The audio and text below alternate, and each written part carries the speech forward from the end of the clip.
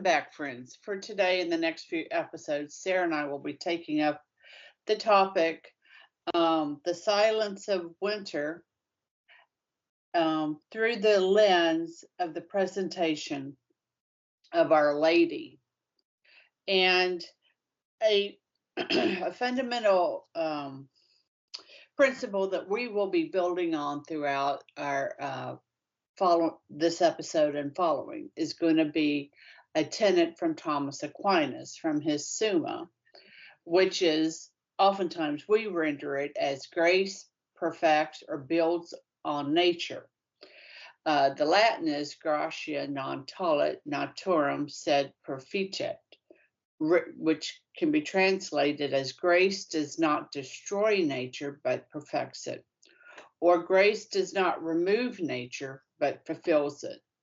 And it's from the first volume, the first part of the Summa, if you wanted to avail yourself of that. And I think right up front, that is important. Shortly before I hopped on this, I was doing some research in actually cancer, some reading of cancer, and a noted researcher out of, the major pedigreed schools was discussing. And he immediately, not immediately, but during the course of his understanding of information, knowledge, attends to a philosophical point of view. And I think that is really, that's really key. It's really key because he isn't Darwinian in his view. He's prior to that and what some would call epigenetics today. But the philosophy before Darwin, and I can put that in the show notes if I remember to do that as we move forward. But the important part here for our conversation with Our Lady, because we're going to start to look at some health viewpoints coming out of Deuteronomy. And it is, if we haven't added that prior background of what is our point of view, what is our philosophical perspective. And so Sarah and I will tell you just straight up front, right at the beginning, that our point of view is that grace builds on nature, nature informs, and grace helps us to understand. Right, and to achieve what we're best able to achieve. Right? I mean, so man, apart from grace, can do many things, but man inside of grace can do anything. Yes, yes. So the presentation of Our Lady, that is the time. So the time frame we're looking at is from the birth of our Lord, which December 25th. There would have been, and we're going to go through this a little more detail, but this is just the broad stroke. The birth of Our Lady, the 25th. 8 days later, there would have been the circumcision, the naming of the Christ child, and then the 40 days in toto, which would take us up to February the 2nd, would be considered that time of purification or rest for the mother. So we look at Leviticus 12:5 for males. So again, now we're going to be coming right back to this notion because there is a feminist way to read these texts as well, right? And that's not going to be necessarily our point of view here. Our point of view here is back to Aquinas, grace perfecting nature. So the Hebrew Bible has numerous regulations that charge any Israelite who was experiencing certain discharges from the body, including issues of blood, to steer clear of others.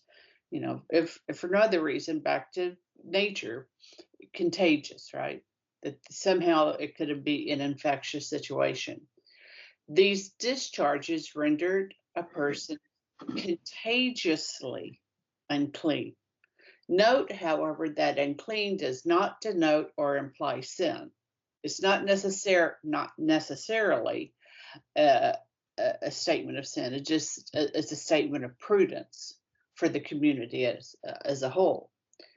And in most cases, there was no shame or stigma associated with being unclean. We're just being prudent.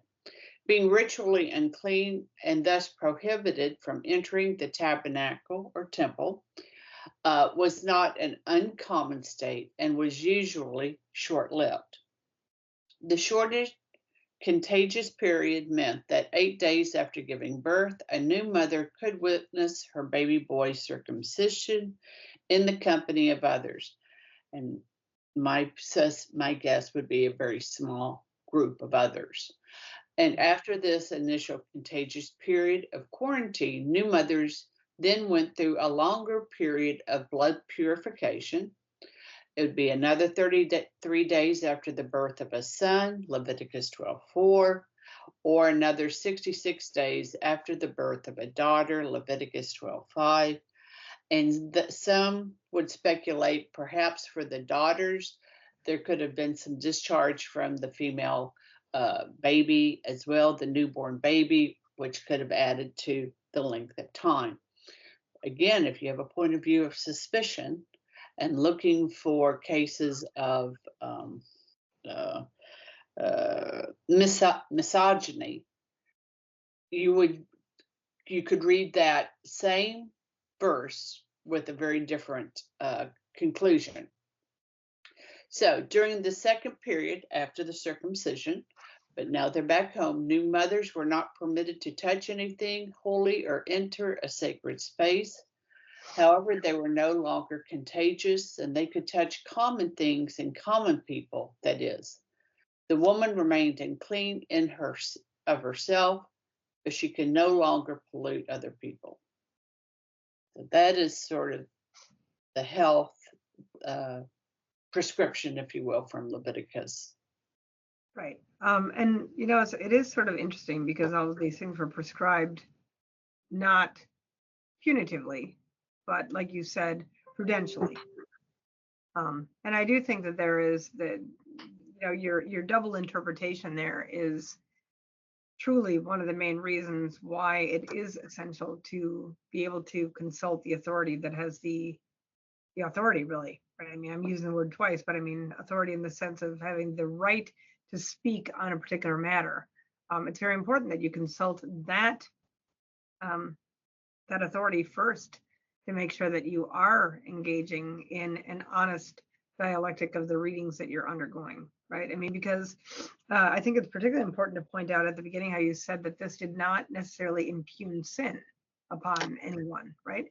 And obviously our teaching within the Catholic Church about the Blessed Mother is that she is immaculate, not just from the moment of her conception, but throughout the entirety of her whole life, including during this period when she had a child, right? That she was both virgin and mother, and that she remained immaculate throughout her life. No touch of original sin or any touch of actual sin. And so if it had been the case that this could be, that this was immediately prescriptive of somebody who is a sinner, it could never have applied to Our Lady.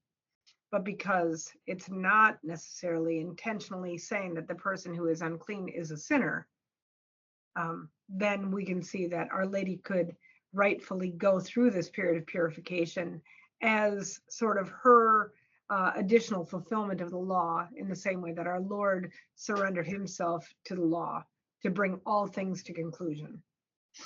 I think that's a very apt comparison, that our Lord underwent baptism, even though he was no need of it.